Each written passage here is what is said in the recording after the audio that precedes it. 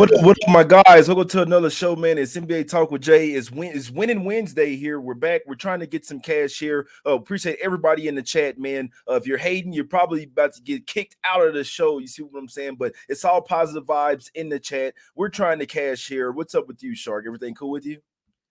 Absolutely. Taking a breath. Beautiful Wednesday morning on the East Coast, 11:05 Eastern, 9:05 Mountain Time.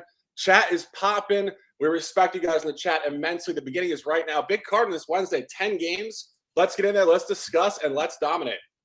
Let's dominate, my guy. Let's get straight to it here. First game up, guys, and we are giving away 10 shirts as well at the end of the show. 10 random people free shirts. Appreciate you guys for the retweets as well. Everybody that's been entered in, just randomized. We got 10 people, my guys. We're giving them out. Appreciate you guys for tuning in. First, let's get to some free picks first. First game up, we're going to the streets of Indiana here, Shark. We have the Pacers getting a point here at the house versus the Golden State Warriors. Come off fading the Warriors correctly last night. We know that Klay Thompson is not playing tonight. Be interesting to see if they rest anyone else here. You like anything in this game? The Pacers did just beat them on their West Coast. You think the Warriors can get some revenge tonight? It's a good question. It's a good question. And I've been looking at Twitter. I've been looking at different media. And I think this is a very split game. And I think there's a lot of narratives to both sides of this game. Of course, when you look at the line, it is a very, very short line with the Dubs having laid about 9 or 10 points at home in the aforementioned game, a 112-104 loss going back about a week and a half ago. But I think a key point here, as you mentioned, a loss last night at Milwaukee, a really, really useless effort, did not cover the trifecta. And you saw the emotions of the group coming out. You rarely see Steph Curry having an outburst at the refs like he did at the back end of the first quarter. Of course, Draymond Green. Jay was retweeting a little Draymond. What's going on, Draymond? Draymond was getting a fan kicked out. Draymond gets emotional, but when Steph Curry gets emotional, that tells you this group might be really pissed off tonight. And you go back to last year, I think this is very interesting stuff. The Dubs actually did lose in overtime last year at home to Indiana, and they went on the road, and they did beat Indiana by maybe not coincidentally 2 points on the number, 102 to 100. So now you get a short line, 1.5, pretty much right on the result of the game last year in Indiana. This is a back-to-back. This is not a 3rd and 4 back-to-back. They did have full rest before last night's game. Klay Thompson's out tonight. This should tell you something about the Dubs' mental game tonight. If Steph's playing a back-to-back, they want some revenge here, not only against the Pacers, but off their own effort last night. I know a lot of people want to take Indiana. Indiana's sexy. They run, they shoot. The number's on it, but I have a sneaky feeling the Dubs might get there tonight, Jeff.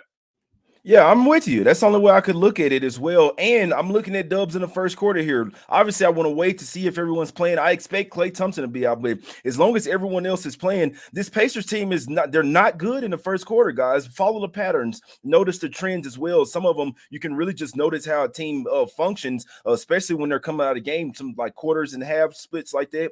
It's a lot more like honed in on a certain time period, obviously just 12 minutes as opposed to the 48 minutes. For whatever reason, the Pacers do not come out strong. Now, what they do, they'll lose the first quarter, then they win the second quarter, guys. Remember, you can bet quarters, not only just first quarter. You can bet the second quarter spread as well. It's usually like a half or 1 point or whatever. So what the Pacers have been doing, they'll lose the first quarter outright, and then they'll cover the second quarter spread, meaning the margin. They'll come back with some in the second quarter. They seem to do it every single game. If you guys noticing or if you're watching trends, that's what happened here. So the only way I could look in this one is Warriors first quarter here. Obviously, that's when you get them with the peak when they have the most rest as well. They won't really run out of gas in this one. So I'd be looking at Warriors first quarter, and I do think they get there in full game as well, long as there's no major injuries here. Like Shark said, Steph is pissed, and we like the back teams when they're coming off an NBA game where they weren't getting any calls, right?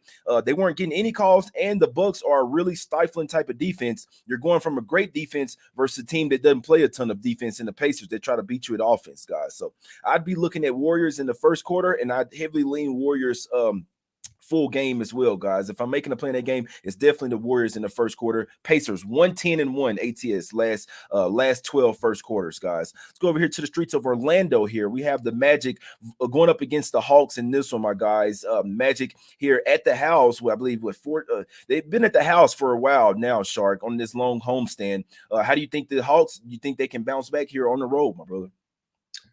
I do not. On a subtly not so casual winning Wednesday, December 14th, 2022, the buy hat is engaged. I love this print. I love this team, and I love this environment.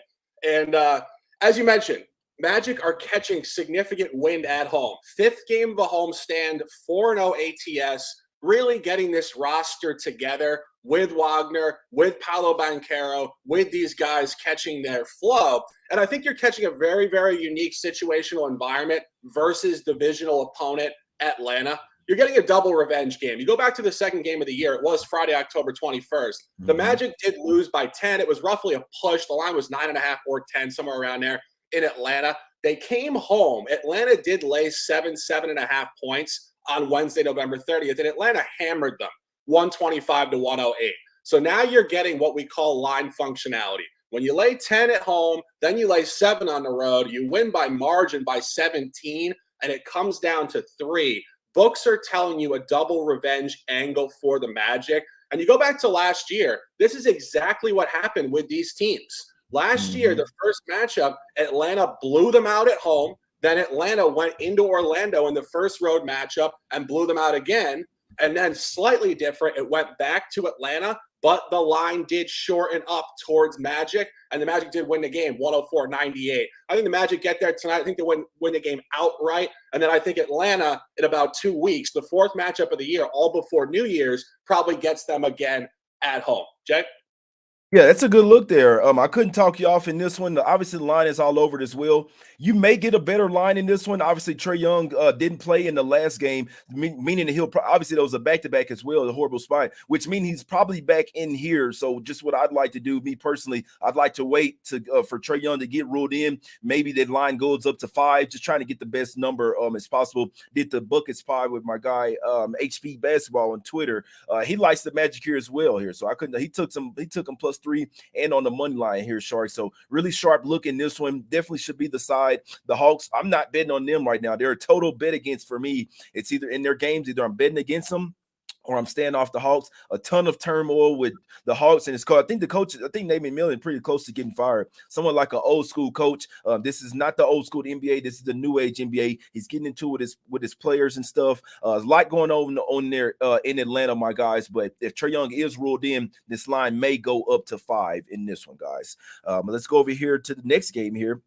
We're going to the streets of Charlotte here. We have the Pistons versus the Hornets in this one, my guys. Hornets laying 3 points at the house versus the Detroit Pistons in this one, Shark.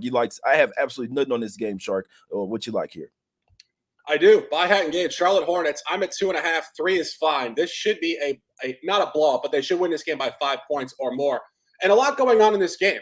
You have to really start to go through Charlotte specifically. Charlotte is showing situational trends at home coming off road games. Since the middle of November, this team is 0-2 ATS in home game 1 off a road cover, and they're 2-0 home ATS coming off a road non-cover and blowout loss. And you have to go back through these matchups. The last time they did this, they got absolutely hammered at Boston, 140-105. Then they came home and they won outright, 117-116 in division against Washington. It's a similar environment here. On Sunday, they got hammered in Philadelphia, 131-113, and it was a very similar style of game. No defense, the opponent scoring over 130 points. And you go to the other side of this game, you find very good situational environments to fade Detroit. We talked about this before Detroit went on the road at the West for, I believe, a 6-game trip in the middle of November, a trip they went 5-0-1 ATS. Detroit, for whatever reason, plays the West incredibly well against the spread. They do not play the East incredibly well against the spread. They play them very poorly, in fact. 2 covers all year, one at Milwaukee on Halloween night and another on December 6th at Miami, where Miami was on a 3rd and 4 back-to-back spot and totally laid an egg against Detroit. Charlotte is 1-0 last one as a home favorite. They did cover on Thanksgiving Eve against Philadelphia on a strong -4. I also had that. Jay and I were just talking about this off the record. NBA basketball, by default, is not backwood. It is professional, and it is watched at the highest level. But when you can find games like this between non-playoff teams where one team is showing significant strength like this, it's very, very transparent stuff. I think Charlotte wins the game tonight by 5+. We're on it at -3 official, 1 unit. Yeah, I couldn't talk you off, my guy. Definitely hope you cash this one, my guy. Let's head over here to the streets of Toronto. We got the Raptors here laying 5 points versus the Sacramento Kings in this one. Kings coming in on a back-to-back, but they did get smoked up yesterday. I was thinking maybe they would keep their game close yesterday. Then this would be a prime fade spot. But when a team gets smoked like that, they are itching to bounce back pretty quickly. But it is, I believe, the last game of a long road trip. Not backing the Kings here. It's still Raptors or nothing for me. That's the only way that I could look here. But I did end up staying off the game. Shark, any looks on this one? This is unfortunate because, as we mentioned last night, of course, I backed them. And I mean, it was quintessential contemporary basketball where sometimes the other team is just going to shoot so unbelievably hot, you have no chance. And Philadelphia had 80 points in the first half. The game was over, and their entire team was just scorching hot. And, that's an interesting point when you talk about capping NBA basketball, Jay. Sometimes it's not necessarily the wrong cap. If a team decides to hit every shot the whole game, you can't do anything, And I think we had the right idea last night that Sacramento would play. I think maybe De'Aaron Fox coming off the injured list. He was not in flow. They couldn't shoot threes. They were like 3 for 23 to start. It was a total disaster. But the point being, we wanted to fade them tonight, assuming they would give a big effort last night. Now, since they didn't, as you mentioned, it is a little difficult. I think we do suspect they'll give a better effort tonight. But the other side of this game finds Toronto coming in here off 2 really poor efforts in Orlando, back-to-back losses, and Toronto being significantly better at home. I don't have the statistic in front of me. I believe they're 10 games over 500 at home and just abysmal on the road, similar to the Warriors and a couple other teams. Cleveland's like that as well. I mean, you want to back Toronto here. Toronto did hammer them twice last year, both by 15+. The line is on Toronto. But again, I think just the fact that Sacramento played so poorly last night does put a bit of a contaminating narrative into this game, unfortunately, because I would have liked to take the Raptors here. Yeah, no, that's a good point. And it's still only Raptors or nothing for me, even though the Kings didn't put out a good output last night. So it's not the last game of a road trip. They have one more in Detroit in a few days.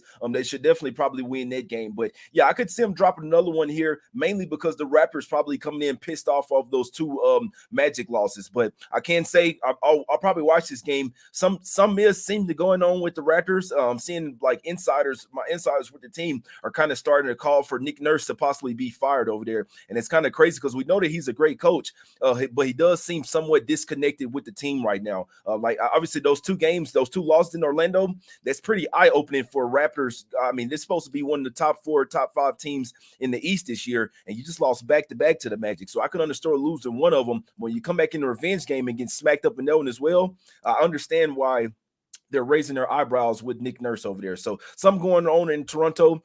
I still lean that way with the travel spot of the Kings. 3rd game in 4 nights, back-to-back, 4th game in 6 nights as well, all on the road. I can only look towards the Raptors in this one, and they play a lot better at the house as well, my guys. So hey, I'd lean Raptors in that one. Let's head over here to the streets of Chicago. We have the Bulls laying 4 points at the house versus the New York Knicks in this one, Sharp. Total of 225. You like anything here? No, I don't. I start shaking my head immediately when I look at this game because I remember last year, and I remember it very well. And if you really go through the 4 matchups last year, all 4 games were within 5 points, I believe. I think actually Chicago got them by 6 in the second matchup at home, and that was a -5.5, so it was a hook cover. The moral of the story between these 2 teams, they play incredibly, incredibly tight games. I would be shocked, Jay, if this was a game that finished outside of 5 points. I think this is going to be right down to the wire. You do get a Chicago revenge game. You get a short number regardless. Knicks are scorching hot. They're in a dub 4-0 ATS last 4. 3 of those games at home, and did hammer Charlotte, as we discussed before. Charlotte not functioning well coming off a road win coming home. So more symptomatic to Charlotte being weak here. They get back-to-back games in Chicago. They do play national tonight, ESPN, and then Friday night as well. This is going to be a spot where I think, as we mentioned last night, with Utah playing 2 against New Orleans and a couple of these other matchups, I think tonight's a watch and learn. And then I think Friday night we can make an adjustment and probably take the revenge angle, whichever direction this goes tonight. Exactly. And just like that game in the Utah last night, I'm rocking with the home team in this one, guys. Give me the Bulls here, minus the 4. You have the Knicks here coming in and winning 4 straight games, but they are the underdog here, guys. I do believe the books know what I know, right? I mean, I don't know everything. These guys get the info before I do. Brunson is in a walking boot. He was just in a walking boot the night before last, the Christmas party. I don't see how he'll suit up and play this game. So like I say, it's very possible, but he already has somewhat of a foot injury, so I feel like they're kind of going to take it slow with him. Brunson could be out for a week or so, but they have him listed as questionable. I think the books know that he's not going to play in this game. That's why you get the line at 4. It kind of makes you scratch your head, but like I say, sometimes books have a lot of more info before we do. I think they know that Brunson's not playing this one. It may move up to 5, but I think it's already graded like right in the middle with them kind of thinking that he's out already. So don't be surprised if Brunson is ruled out. The Knicks have played 5 of their last 6 games at the house, 7 of their last 9 games at the house. This somewhat of environmental shift. This isn't going to Detroit or going to Charlotte here. You're going up against a Bulls team that needs a win here. Give me Bulls minus 4 in this spot at the house, my guys. Official play, Bulls minus 4 full game. I'd lean first half as well. I hadn't taken it, but I'm on Bulls minus 4 full game, my guys. Say it over here to the streets of OKC here. We have the Thunder getting 2.5 points at the house versus the Heat, Shark. Don't like this game at all. I think, we talked about this before. Miami is showing no signs of improvement. And I talked about this when we had this discussion going back about a week and a half ago. The last time Miami went to the finals in the bubble, they came out the following season and they were under 500 through 45 games. And then they proceeded to go 18-8 in their last 26 to make the playoffs with a reasonable seeding. I think that's exactly what's happening this year. Demoralizing Game 7 loss to Boston in the Eastern Conference Finals, have been lackluster and flat all year. And I think Miami knows in the back of their mind there's a ton of parity in the Eastern Conference right now, where truthfully, they could be 2 or 3 games under 500 through 45 games again and turn it up for the last 25 games and probably still get the 4 seed. Nobody's really running away with this. You're going to have Milwaukee at the top and Boston at the top, but the 3 through the 12, there's a lot of movement in there.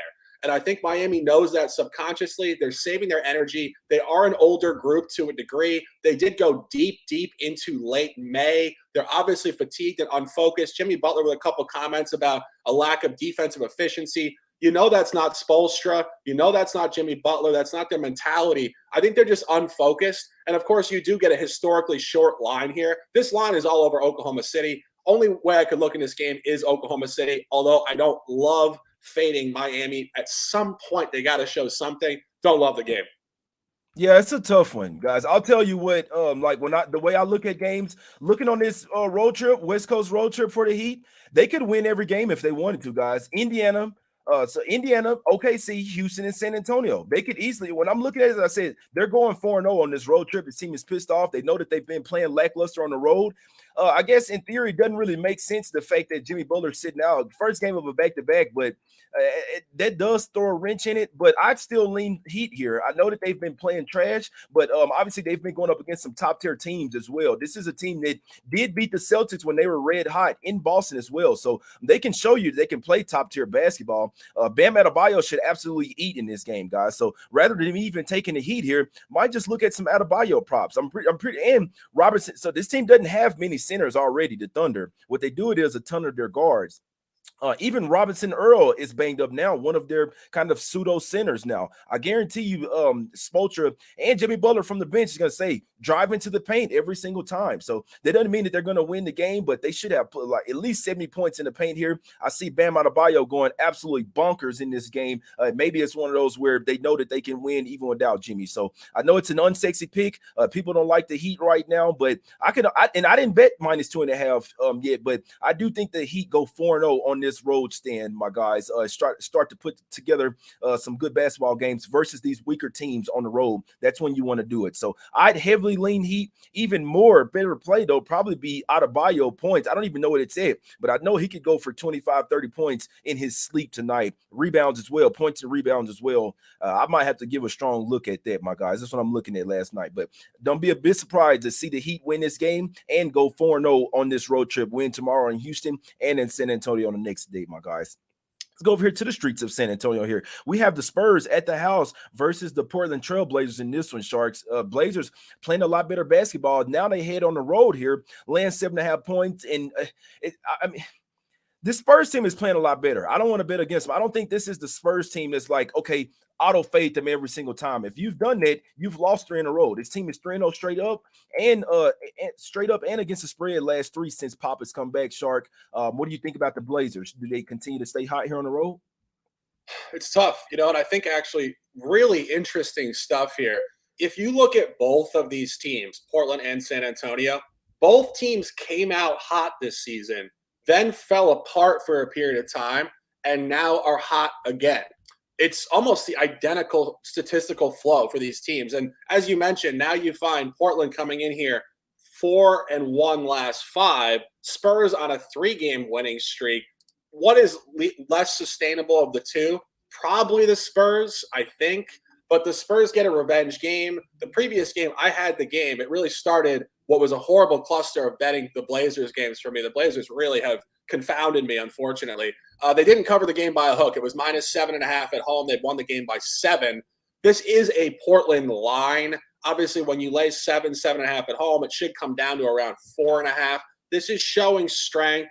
And as I just mentioned, when you catch the Spurs on a dub 3, Houston, Miami, and a big win against Cleveland the other night, where Cleveland was clearly looking ahead to tonight's matchup, I would lean Portland if I had to, but the Portland Trailblazers are just my kryptonite right now. No, I'm with you right there. This is their first road game after 4 straight home games. Obviously, they got a little bit in the groove. Dame getting hot from 3. That's liable to happen any game. They've covered 5 straight, won 4 out of the last 5 as well. But I can't tell you, I do sense a little something different from the Spurs right now. They have one of the worst records in the league. And you know what I sense? I sense this team taking a bunch of games off, trying to tank, right? They were losing a bunch. And when Pop went out, they just didn't care. Pop came back, got on their ass. They started practicing really hard as well. Remember, it started versus the Houston Rockets in that game as well. So it started with that one. They beat the Heat as straight up as 12.5-point underdogs. Remember, you don't really win those type of games if you're tanking. And they beat the Cavs as well as 9.5-point underdogs. So I sense a little bit something different from the Spurs right now. I'm not betting against them. I actually lean towards taking the points in this game. It's not something I'm super in a hurry to go to the window with, but Spurs at the house, 7.5-point underdog, playing a lot better basketball right now. Nobody's noticing. I can only look towards Spurs in this one. I wouldn't be surprised if they won another game, guys. Let's go over here to the streets of Dallas here. We have the Mavs land 2 points at the house versus the Cavs. Tough game for me. I know for a fact that I'm not betting this game. A real true type of toss-up. Cavs have not been great on the road, Shark. They're coming off a loss versus the Spurs. Mavs hadn't really been great at covering spreads at the house. We know that they can turn it up, but they're going to need to hit their threes tonight because it's going to be tough getting baskets in the paint. Any thoughts on this game? I agree with you. This is incredibly difficult stuff. And I think, we've talked about this. You certainly know it as a fan, and I know it having watched the Mavs through 27 games in this campaign. But their spots at home seem to really be exclusively against West contenders. They showed up against Memphis. They showed up against Golden State. They showed up against Phoenix. And you look at the other games here, particularly against the East, pretty much right on the number. Toronto, 111-110 on a 4. The game was right at 4 points, about 2 minutes in the fourth quarter. Brooklyn, 96-94, 1 bucket against the spread. The Milwaukee game last week, 106-105 loss that pushed, or they covered by a hook, depending on your line. It's going to be crazy sharp. You do get a Cleveland revenge game. Cleveland did lose the last matchup last year at home. Cleveland did win last year with authority at Dallas. Of course, different roster, no Donovan Mitchell. Cavs have been poor on the road. Mavs, again, as you mentioned, inconsistent, not great against the East. This is a Cleveland line number.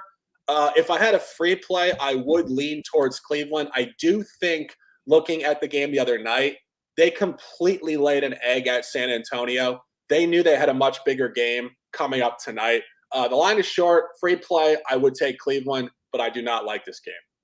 Yeah, I don't care about this game whatsoever, guys. A great game to watch. Not if you I don't tell people to do with your money, but it is true gamble in my opinion. I wouldn't be surprised whichever one happened. Cavs did. I don't need, and to be honest with you, Shark, I don't think it was much on Cavs letting down. I think that was more on the Spurs came to play in that game. To be honest with you, if people are really watching, just look at the Spurs right now, guys. That's the only thing I'll say.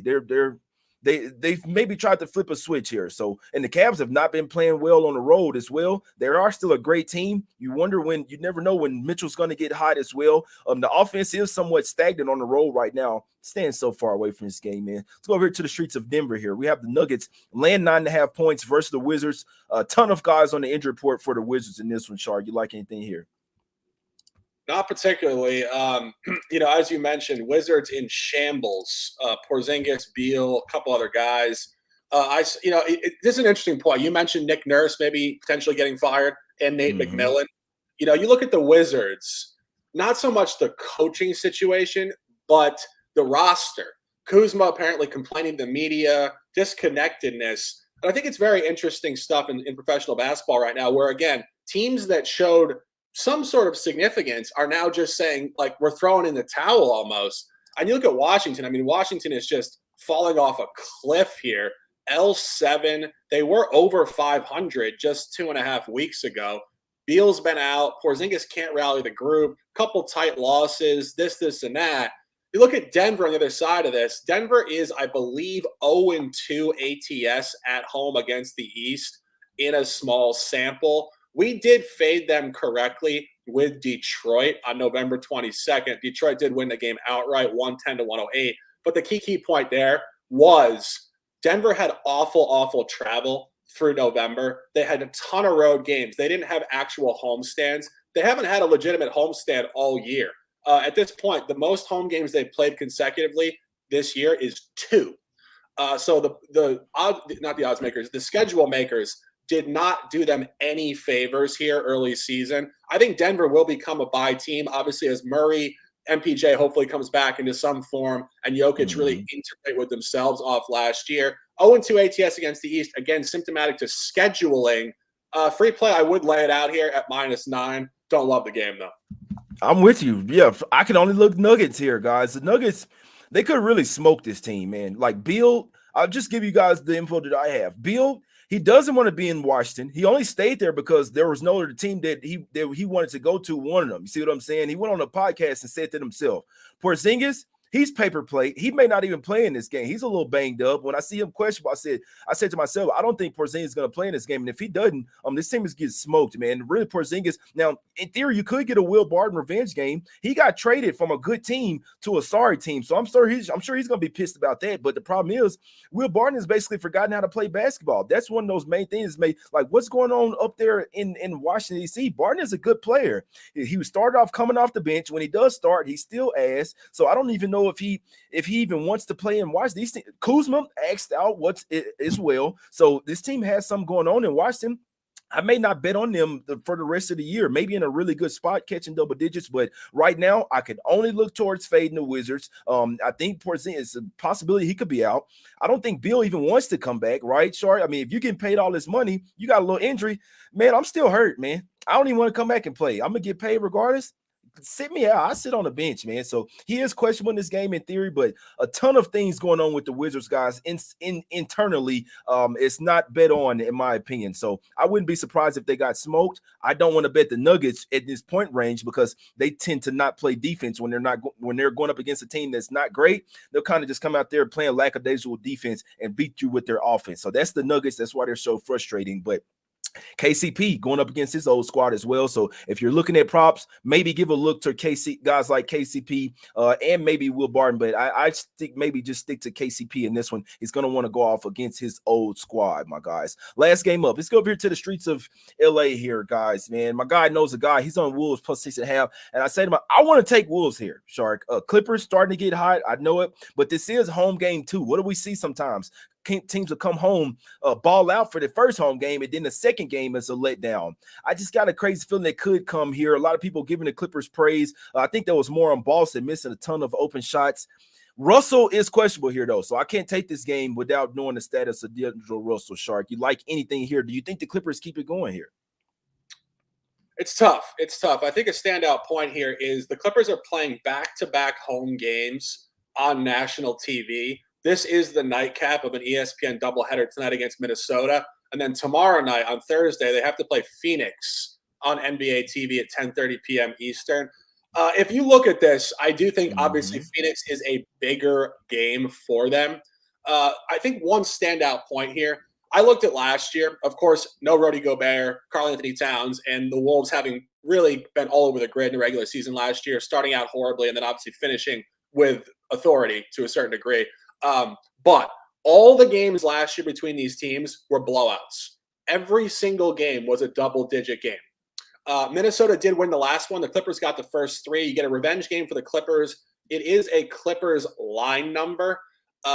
What I take away from this statistically, I think when you have 4 complete blowouts, this 6 is going to be tight. I think this game is going to be right around the number. And again, obviously, we took the Timberwolves incorrectly the other night at Portland, where Portland just could not miss, which again is just NBA basketball. You're on the wrong side of that. Minnesota should bounce back theoretically. As you mentioned, D'Lo on the injury report. We don't want to get behind him without him. Clippers line, revenge game, look ahead, sharp number. Final takeaway, I'll repeat it again. 4 blowouts last year. This matchup between these two teams is very due for a tight game against the spread. Exactly. Yeah, my guys in the chat saying no playoff revenge. I like it when it's a whole series, guys, not just a play-in tournament. In theory, though, you will still, I mean, it is somewhat still some playoff revenge, still getting kicked out of the play-in tournament, but it is somewhat of a totally different Wolves team, in my opinion. And you look at the Clippers as well. Now they're coming off a game where they could drive in the paint, get whatever they wanted versus Blake Griffin. See what I'm saying? They didn't have Al Horford, Robert Williams, anything. You're going up against Blake Griffin as a center. Now you can't really get anything easy in the paint unless you get Gobert on foul trouble. So these are a little something like when I like to look at games from probably like 11, 12 different angles, guys. And I like to look at some teams where you're coming off somewhat of an easy game going up against some defense. And going up against a hard defense the next game, and vice versa as well. Going up against a hard defense, then you're going up against a much easier defense, like the Warriors are going up against the Bucks versus the Pacers tonight. So it's something. It could be something there. But Clippers, I really got a feeling this home game too. This is the one where it's like a closer game here. So have to wait on Russell, but I want to take Wolves here. If they have Russell in here, I don't see how I don't put someone Wolves +6, +6.5. This is their 4th road game, but they got their ass kicked last game, Shard. And that's all they talked about in the post-game interviews. They got smoked basically from start to finish up there in Portland in that one. So I definitely could see a bounce-back J spot in this one. It's the only way I could look is Wolves. You do probably want to wait on Russell, and it's some with a knee as well. So I actually wouldn't be surprised if he did sit out, but definitely have to wait on this one, guys. But let's get to some shirts here, guys. We got 50% off shirts right now, guys. So my guy Anthony Thornhill, shout out to my guy Anthony Thornhill. He sponsored 10 shirts. You see what I'm saying? 10 shirts. So he's giving away 10 shirts, man. Got lists right here, my guys. 10 people from Twitter. If you guys are ready, and then I'll read out the promo code for the 50% off. But we got our guy at Haim Fam. So I'm just gonna read off the ads. At Haim Fam, at BDog_Soba, at Randy Santa Colas, at Cole 1, at J Mula_FNF, at I'm the A Cole, at MGN_Malik, at Akbar, my guy Akbar, at SALOEVL. Sorry, guys, and at not Peter 96, and at the said. Sorry, man. I randomized them, picked 10 people, and that's what it is, man. That's who you are. So if you heard your name, hit me up on Twitter. I'll tweet out the winners as well, guys. But 50% off shirts over at the site. Use promo code Xmas. Got JS Shark shirts, Smack City, Us Against the Bookies, and Let's Get Some Cash as well. And you know what? I might send you a pair of glasses as well, man. jmoneyismoney.com. Y'all go hit the website. If you like 50% off some merchandise, Shark, what you like on tonight's card? Just laughing in the chat, UCapper says, Jay done picked the hardest ats to say. It's a little spelling bee. I didn't pick them. Fuck, I didn't pick I was laughing too. I'm like, how do you pronounce these freaking names, man? But anyway, we hope you guys enjoy the shirts. Obviously, Jay and I put those shirts out last year. I think we're, hopefully do some more merch and stuff coming up this season as well, and really branch out and, give you guys the good luck shirts, the good vibe shirts, Jay and Shark shirts, all of it. An opportunity to dominate. 2 top plays, 9 words of lifestyle. Charlotte Hornets -3, Orlando Magic +3. All numbers and narratives discussed in the beginning of the show. Winning Wednesday, a beautiful one at that. Jay Money, a pleasure as always. Close them out and let's dominate. Yeah, got you. My guy Ernest Huffman in the chat as well, man. Hit me up, my guy. I got to deliver your shirt, but it says that you're pretty close to me, so just put it that way. But put it if you can, send me a message or something, Ernest. I've been trying to get in contact with you, my brother. But yeah, everybody that's got a shirt, and all honesty, I really do appreciate you, man. Like I said, I'll tweet out those 10. That was pretty hard to do right there, but like I say, man, it's 10 people. I'll tweet that out, and you can also get 50% off. Use promo code Xmas over at the site. You know what? I'm gonna go with Bulls first half as well, guys. I already bet Bulls -4 on the full game. I like the first half as well. You know why? Because if they are coming without Brunson, like I fully expect them to do, there's gonna be an adjustment period getting used to playing without Brunson. And I know sometimes teams can really step up, but Brunson is one of the highest usage players on the Knicks behind Julius Randle. If Randle wants to play point guard, I'm perfectly fine with that. Give me Levine and DeRozan to smack these guys up from start to finish. I like Bulls first half and full game. I'll start going first half, full game with these spots that I like. This should be a trifecta spot for the Bulls, but I'm going to go first half official -2, full game -4, my guys. Honorable mentions would be, I hadn't bet these guys. These are not official plays, guys. Only official plays, Bulls first half, full game. Honorable mentions would be Warriors in the first quarter. The Pacers are ass in the first quarter, guys. They're 110-1 against the spread last 12. Warriors first quarter and full game. That's what I'd be looking at. I lean Magic with my guy Shark. I lean Wolves as well, but definitely need Russell in there, my guys. So that's it, my guys. That's the shows. I wouldn't be surprised if the Heat got the win as well. Only 2 official plays, only 2 plays that we're tracking here. Bulls -2, Bulls full game -4. We appreciate everybody for tuning in, man. Go follow us on Twitter. Hit the like button, subscribe. It's Us Against the Bookies, guys. Let's get some cash. We will win, my guys. We out. We back tomorrow. Let's cash. I'm back into it.